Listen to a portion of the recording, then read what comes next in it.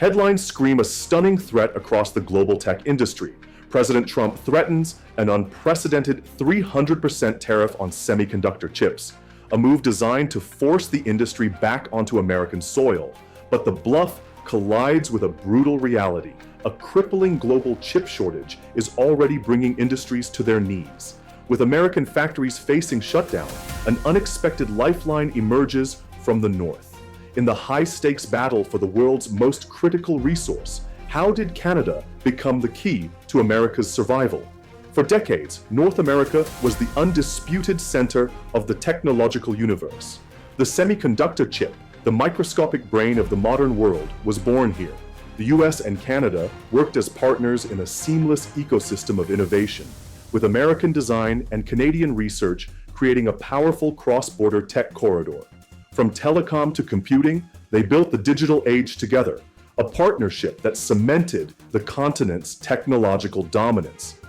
But while North America designed the future, it slowly outsourced the building of it.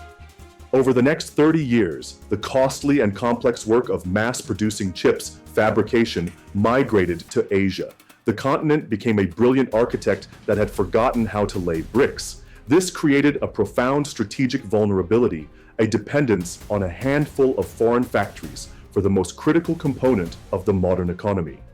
This vulnerability exploded into a full-blown crisis with the dawn of the global chip shortage.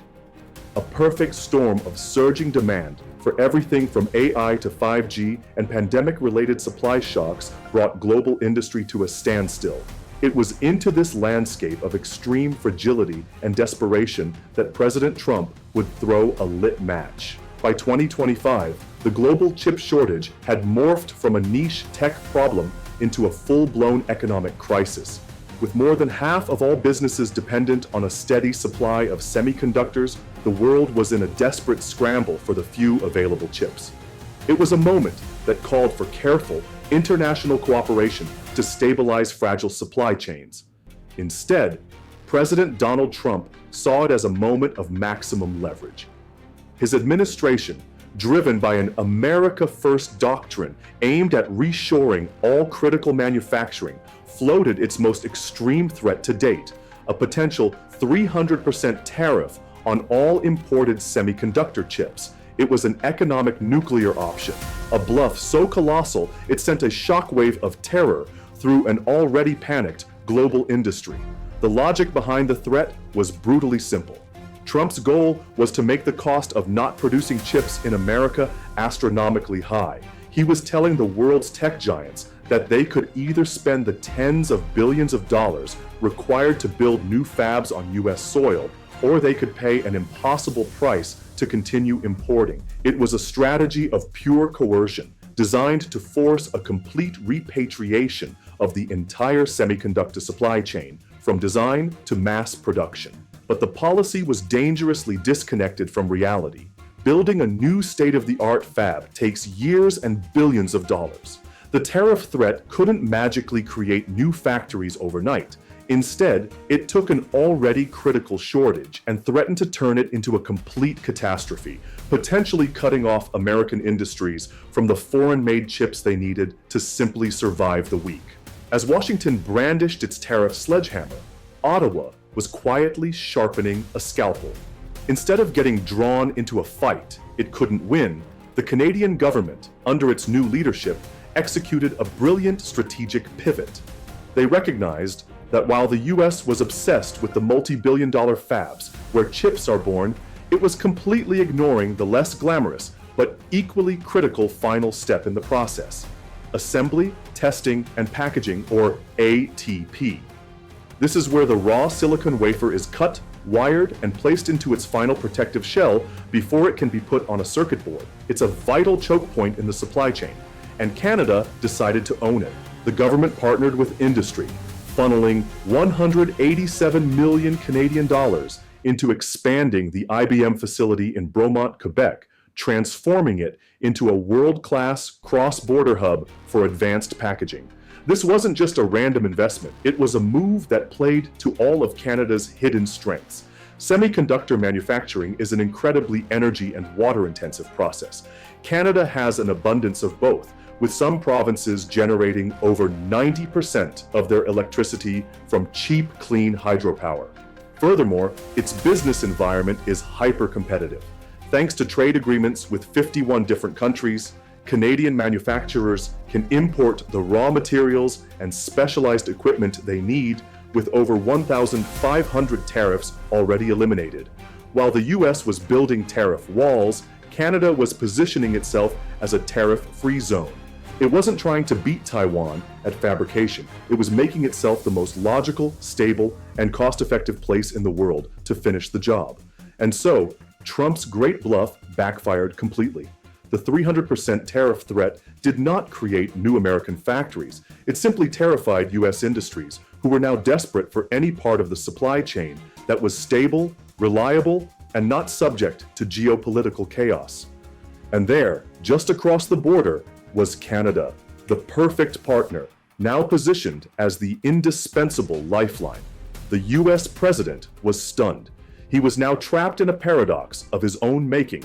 To follow through on his tariff threat would be to cut his own country off from the most logical and secure partner for packaging the very chips its industries needed to survive. The aggressive attempt to achieve total semiconductor independence had ironically made the United States more strategically dependent on Canada than ever before. For American workers, the collision of the chip shortage and Trump's tariff bluff was not an abstract economic concept. It was a direct threat to their livelihoods. In the heart of the American auto industry, the crisis hit with the force of a hurricane. Automakers were already being forced to halt production for weeks at a time, unable to source the hundreds of chips needed for a single modern vehicle. The lots of brand new $500,000 combines sat waiting for a single $50 chip. Then came the 300% tariff threat. This turned a supply crisis into a full-blown panic. The few foreign chips that automakers could find were now shadowed by the risk of an impossible price hike. It made production planning a nightmare. For the workers on the assembly line, this meant a brutal cycle of uncertainty, call-offs, temporary layoffs, and the constant fear that their plant would be the next to go dark indefinitely. The policy designed to protect American manufacturing was now strangling it. The few cars that did make it off the line were more expensive, feeding into the inflationary pressures squeezing American families. The bluff, intended as a show of strength, had backfired into a direct assault on the economic security of the very blue-collar workers the administration claimed to champion. It was a self-inflicted wound that paralyzed industry and punished the American consumer. But just a few hundred miles to the northeast, the story was one of opportunity, not crisis. In Bromont, Quebec, the home of the newly expanded IBM semiconductor facility, the global chaos felt very far away. Here, the 187 million Canadian dollar investment was translating into real, high-paying, future-proof jobs.